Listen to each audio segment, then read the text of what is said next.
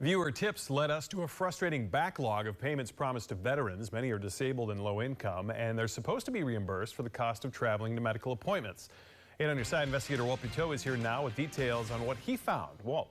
Josh, this starts with only a few local disabled veterans contacting us about this travel pay backlog. We found out there are tens of thousands of others facing the same waiting game. There have been glitches in VA travel programs in the past.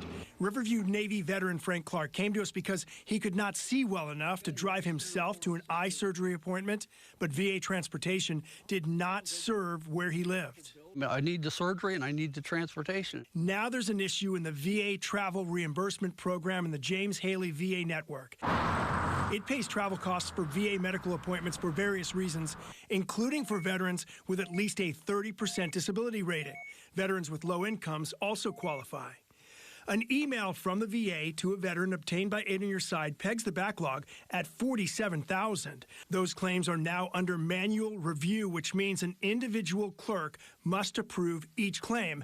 And according to the email, a temporary team is helping unclog the backlog. We contacted the VA about this and we're told they're looking into it, but the veterans who called us say they are still waiting for payments they were promised. A Vietnam combat veteran who'd been receiving the reimbursements tells us he's now waiting for payments dating back to June. He and others say it all started when the claim filing was computerized. The Bay Area combat veteran says the VA medical services he gets are great, but he did not want to go on camera telling us he was worried he'd get in trouble with the VA.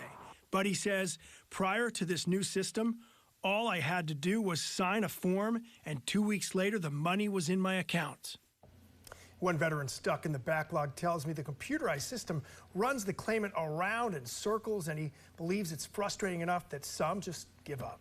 Interesting. So do we know if this is a problem with other VAs, or is this exclusive to the Haley system? So we're waiting for answers on that. One response from Bay Pines, waiting on that. Also, we contacted the VA's main office in D.C. No word yet how widespread this is, but right now, the complaints we received involve only veterans who use Haley, but we'll keep looking at it. And people who depend on that money, right? Absolutely. It's, a few $100s, but think about this time of year when you expect it and you're low income. Right. 400 is a lot of money for some people. Thanks for that. If you have something you want Walt to investigate, call our Aid on Your Side helpline. It's 1-800-338-08